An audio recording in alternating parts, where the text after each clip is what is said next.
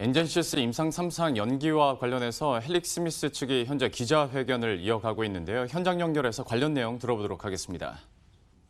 혈액 샘플을 받아서 이것만 전문으로 하는 FDA에서 공인을 받은 기관으로 전달이 되게 돼서 거기서 이제 분석한 결과입니다.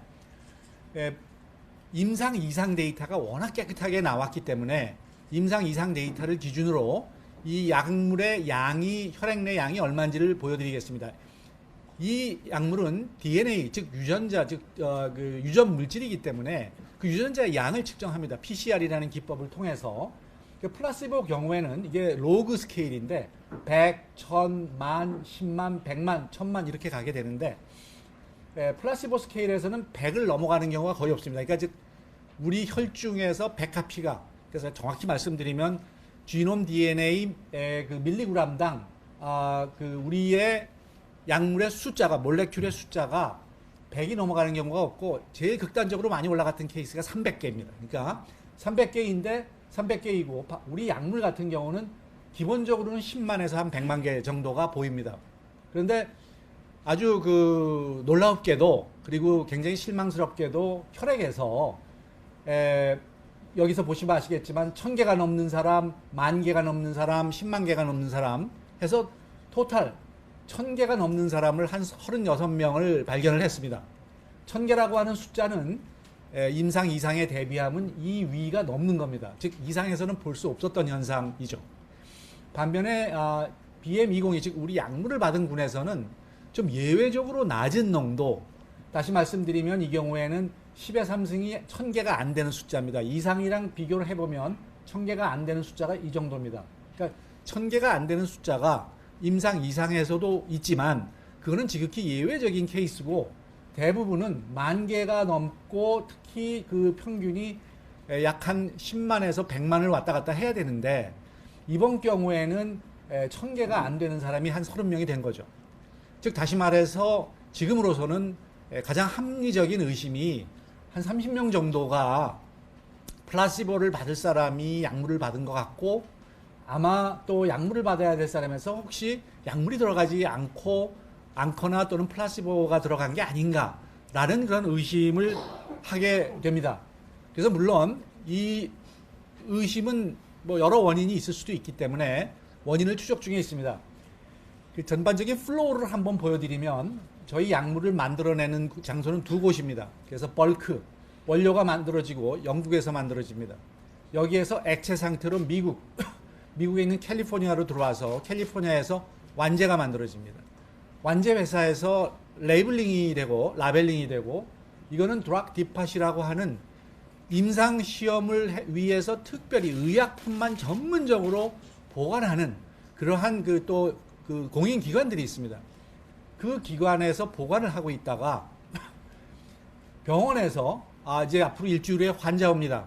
라고 저희 그 컴퓨터에다가 집어넣게 되면 중앙 컴퓨터는 뭐 일종의 AI입니다. 아티피셜 인텔리전스로서 소프트웨어 프로그램인데 그 소프트웨어 프로그램에서 이 약물 보관 창고에다가 거기에다가 보내라 라는 지시가 내려가는 겁니다. 다시 말씀드리면 그 다음에 플라시보 BM202는 그 순서가 쫙 있어가지고 우리 같은 경우에는 플라시보와 약물의 비율이 1대2로 이미 다 배정이 되어 있습니다. 그 배정된 대로 하나씩 가게 되는 겁니다.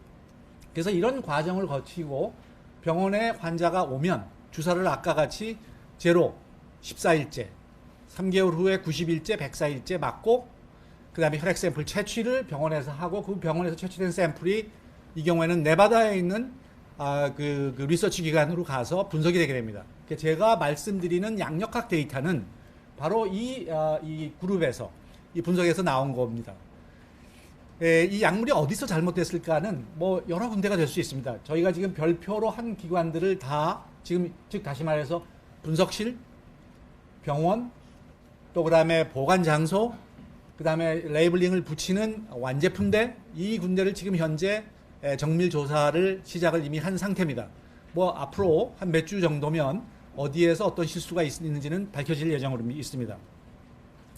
근데 그럼에도 불구하고 약 한 30명 정도의 숫자라면 사실 우리가 이렇게 다시 말해서 약물이 이 잘못됐을 가능성에 대해서는 많아야 한 15% 정도가 되겠구나라고 하면 나머지 85%는 조사를 할 수 있었습니다.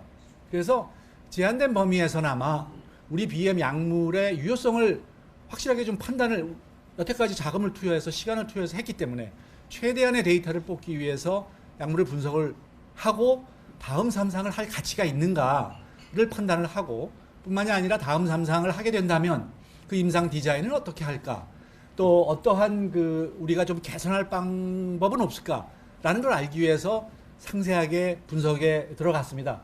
오늘 그 중에 일부를 소개해 드리겠습니다. 일단 먼저 저희가 아까 500명의 ITT 군이 있다고 했는데 그 중에서 명백한 오류에 들어가는 환자들을 제외를 한 겁니다. 예를 들어서 플라시보와 BM202가 어떤 형태로든지 바뀌어졌을 경우로 예상되는 그런 환자를 제외하고, 그 다음에 이 임상 시험에는 반드시 규정을 준수하지 않는 사람들이 생깁니다. 근데 그 규정 준수가 너무 심해서 저희들한테 조사가 들어오면 이제 그 기관에, 그 조사 기관에서 야, 이 사람들 진짜 문제 있다라고 알려주는 그런 것만 조사하는 또 기관들이 있습니다. 그래서 이미 몇 개월 전에 저희 그 데이터의 질, 그 데이터의 질이라는 게 제일 중요한 거는 환자들이 성의 있게 임했느냐라는 걸 조사하는 기관입니다. 이 사람들은 이게 그냥 업이고 이걸 통해 가지고 아카데믹 학술 논문까지 내는 사람들입니다. 그래서 이 사람들은 4가지에 해당되는 사람들을 제외하라고 저희들한테 권고를 했습니다. 하나는 저희들이 페이는 일주일간 측정을 합니다. 그러니까 병원에 오기 전에 환자가 일주일 동안 자기가 다 기입을 해야 되는데 매일매일 오후 7시쯤에 기입을 해야 되는데 병원에 와가지고서는 주차장에서 하루 만에 717을 쫙 쓰는 사람. 그러니까 베리어빌리티가 없는 거죠. 그러니까 통증이 0서부터 0이 제일 없는 거고 10이 제일 높은 건데 와가지고서는 66666 7번, 33333 7번 치는, 쉽게 말해서 도저히 이거는 뭐 믿을 수가 없는 사람. 그러니까 제로 베리어빌리티, 제로 편차. 그 다음에 두 번째는 너무 심한 사람. 어제는 9였는데 오늘은 3이라고 2라고 하는 사람. 이런 사람들은 그냥 이 자기의 통증을 객관적으로 보지 않을 가능성이 높기 때문에 익스트림 베리어빌리티를 좀 이런 사람들은 제외를 해라. 그 다음에 통증 지표가 사실 3개가 있습니다. 우리가 다 이 사람들이 또 이 통증이 주관적인 인덱스이기 때문에 여러 가지 그 FDA가 권고하는 3가지 방법이 있는데 그 3가지 방법을 썼을 때 한 지표에서는 통증이 8이 나왔는데 한 지표에서는 예를 들면 2면 없는 겁니다. 이런 식으로 나오면 이 사람은 문제가 있다 라고 하는 그런 케이스들을 저희들한테 주면 그런 사람들이 약 한 32명, 다시 말씀드리면 약 한 9%, 8%가 되는데 이 수치 자체는 일반적인 임상시험과 그렇게 크게 다른 수치는 아닙니다.